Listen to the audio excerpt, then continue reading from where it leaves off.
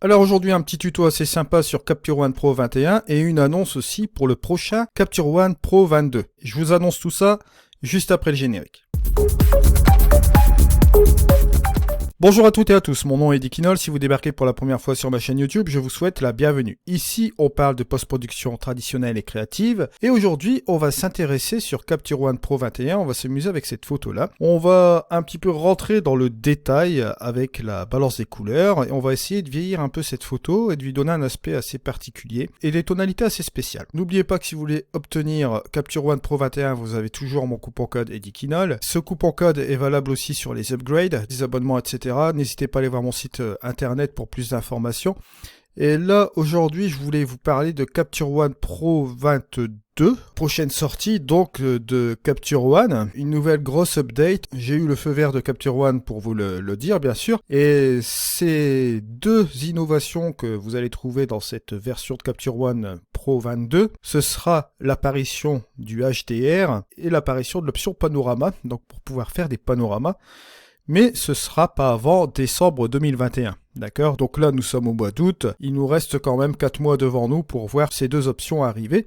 Mais c'est quand même une très très bonne nouvelle parce que pouvoir faire du HDR, faire des panoramas aussi, c'est deux choses qui ont été demandées depuis un bon moment. Là, ça va être inclus dans le 22, bien sûr. Par définition, quand Capture One fait quelque chose, quand ils mettent une technologie dans leur programme, bon, on sait très bien que ça va tourner. Donc voilà, c'est la petite information que je tenais à vous annoncer. Je sais très bien que c'est en fin d'année que vous trouverez ces deux options-là. Ce nouveau programme qui passe du 21 au 22. Je vous en dirai un petit peu plus quand j'aurai plus d'informations. Restez bien connectés sur la chaîne. Dès que j'ai du nouveau, je vous le ramène. Alors sans plus attendre, on va commencer ici avec cette photo. J'ai pris une photo en lumière dure et c'est vrai que quand on fait une photographie dans ce style-là, au niveau de la répartition tonale, ici au niveau de l'histogramme, bon, il est bien rempli. Donc, que faire dans ce cas-là, quand on a des ombres très marquées, bon, une lumière vraiment qui arrache, quoi. On va essayer d'en faire quelque chose d'un petit peu plus créatif. On pourrait le développer tout simplement, mais bon, il n'y aurait vraiment pas grand-chose à faire pour un développement simple, bien sûr, mais là, c'est pas l'objectif. J'ai envie de lui donner un aspect un peu vieilli, et j'ai envie de lui implémenter des tonalités assez spéciales, et pour cela, bien sûr, on va s'amuser avec un outil qui marche très très bien, c'est la balance des couleurs. Alors on va s'amuser avec la balance des couleurs et on va voir un petit peu ce qu'on peut faire avec tout cela. Pour commencer, on va faire la balance des blancs. Donc je vais prendre ma petite pipette, je vais aller sélectionner un point plus ou moins neutre ici. Bon, il est pas mal celui-là, regardez. 221, 219, 215, à peu près correct. Là, hop, voilà. On reprend une balance des blancs correcte. À partir de cela, je vais aller chercher directement ma balance des couleurs. Là, je vais la détacher, tiens. Je vais revenir ici. Hop.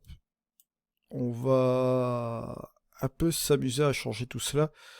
Au niveau de la répartition tonale, bon, est-ce que je ferai quelque chose? Peut-être lifter un petit peu les ombres, là, voilà, juste un petit peu comme cela. Voilà, on voit un petit peu d'ombre juste comme ceci, c'est pas trop mal. Les hautes lumières, je vais peut-être un peu les baisser pour les rendre un petit peu moins agressives. Voilà, je pense que là, c'est pas trop mal.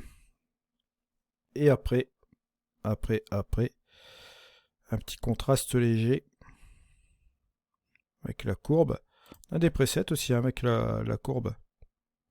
Contraste RGB, ça peut être pas mal celui-là. Voilà, juste comme ceci. Utilisons un preset de Capture One. Voilà où est-ce qu'on en arrive. Alors ma balance des couleurs, je vais la prendre ici. Vous avez la possibilité de jouer avec les trois roues qui sont ici, les trois roues chromatiques là, avec les ombres, les tons moyens, les hautes lumières. Bon, moi ce que je vais faire, je vais prendre directement un onglet ici comme ceci. On va pas jouer avec le premier truc, ça c'est pour enlever une dominante de couleur. Alors, dans les ombres, je vais essayer d'intégrer une couleur ici. Bon, là, comme je vois qu'il y a quand même pas mal de vert, je vais essayer de regarder quelque chose, si je peux pas jouer justement dans cette colorimétrie un petit peu plus verte, comme ça. Et le ramener peut-être un peu plus vers le jaune, voilà, juste comme ceci. Je vais essayer un peu de baisser la luminosité pour voir si je peux pas faire quelque chose dans les ombres, ouais. Voilà, donc on voit ici que dans les ombres, on essaye d'apporter une couleur comme ceci. Je vais essayer même de ramener, ouais, pourquoi pas, quelque chose comme ça.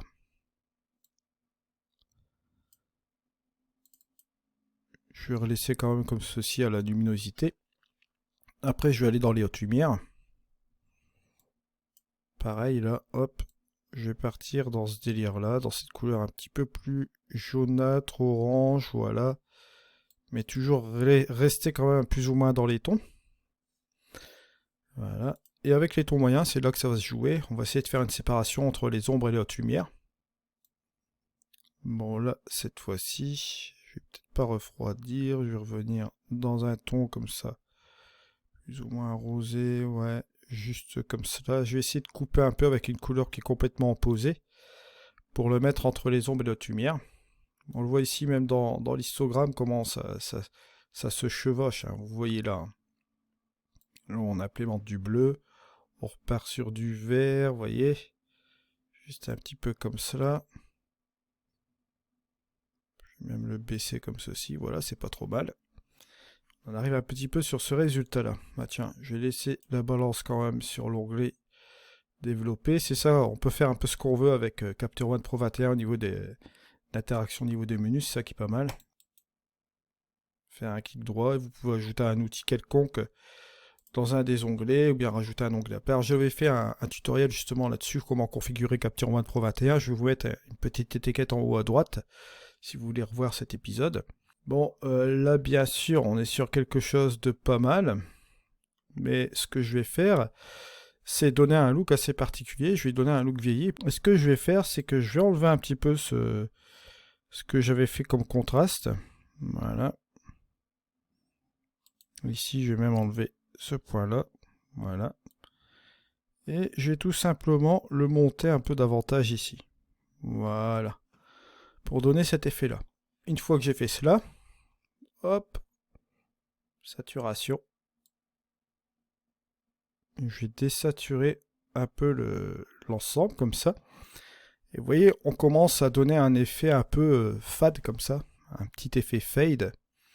Ce qui n'est pas trop mal. Maintenant, si je veux un peu récupérer bien sûr tout cela, je peux rattraper avec un peu de contraste dans ce curseur ici. Voilà.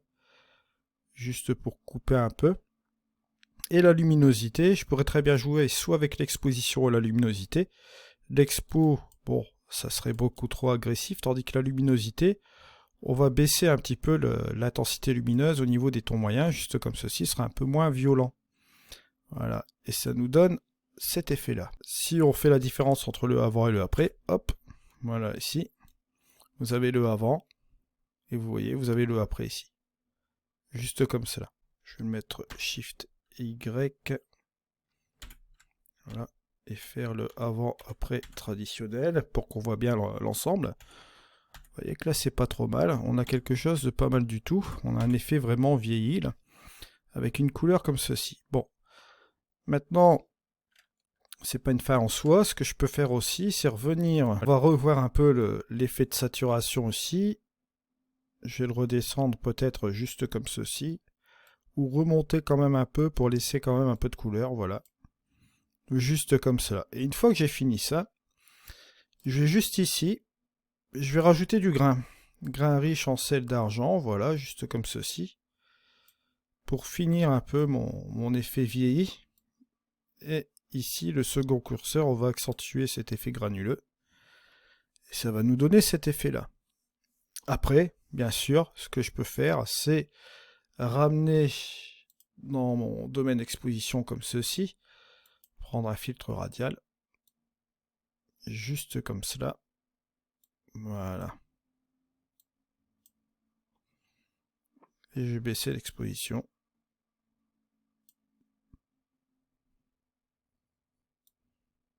Juste comme cela. Vous voyez, ça donne vraiment un effet vieilli avec du grain. Juste comme cela. Je vais appuyer sur la petite main. Si vous faites le avant, vous voyez, bon, on avait des lumières très dures, juste comme ceci, et que vous faites le après, on a quelque chose d'assez particulier, une image assez vieillie. Je sais que c'est une édite assez spéciale. C'est une édite assez spéciale. Bon, on peut revenir aussi un peu sur le grain si on le souhaite, bien sûr. Je vais enlever l'impact. Voilà. Un petit peu moins de grain. En mettre juste la petite dose qu'il faut. Voilà. On pourrait revenir même sur la luminosité ici du fond. Et ramener encore un peu plus de saturation. Voilà. Juste comme cela pour donner ce look assez particulier à l'image. Bon, bien sûr, au niveau de la balance des couleurs, si vous estimez que ça part un peu trop dans le vert, ici au niveau des ombres, on peut modifier encore cet effet-là et repartir sur un effet un peu bleuté comme ceci. Comme ça, on repart sur du jaune un petit peu plus pour avoir une couleur complémentaire qui soit un petit peu plus logique, vous voyez. Au niveau des tons moyens et au niveau des hautes lumières, d'accord. Ton moyen, on pourrait même casser avec une autre couleur, hein. Pourquoi pas repartir aussi un peu plus dans le rouge, juste comme ceci. À partir du moment que vous êtes en deux couleurs qui soient plus ou moins en harmonie entre les ombres et les hautes lumières, avec les tons moyens, ça va vous permettre de faire une petite cassure entre les deux. On pourrait accentuer encore davantage avec ces tons moyens, soit les grimper au niveau de la luminosité, ou soit les baisser, rentrant en intersection justement dans ces deux couleurs, entre les ombres et les hautes lumières. Voilà. Et on en arrive un petit peu sur ce résultat-là. Donc, avant, après, on va regarder ça même en plein écran, hein. On obtient ce résultat qui est pas trop mal. On pourrait même s'octroyer le petit plaisir de le mettre en 16/9, pourquoi pas, pour regarder ce que ça ferait en remplissant l'écran.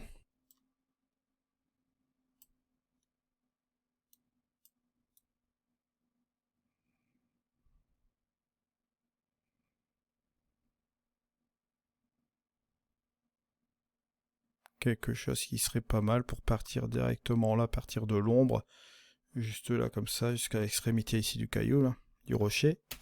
Boum, voilà. On va regarder ce que ça donne. Voilà une belle petite photo vieillie comme ceci. C'est pas trop mal, ça donne un petit aspect assez particulier à l'image. Vous voyez? Ça peut être une idée de développement. Je vous remercie de m'avoir suivi. On se retrouve pour un prochain tuto. C'était Eddy. Allez, au revoir.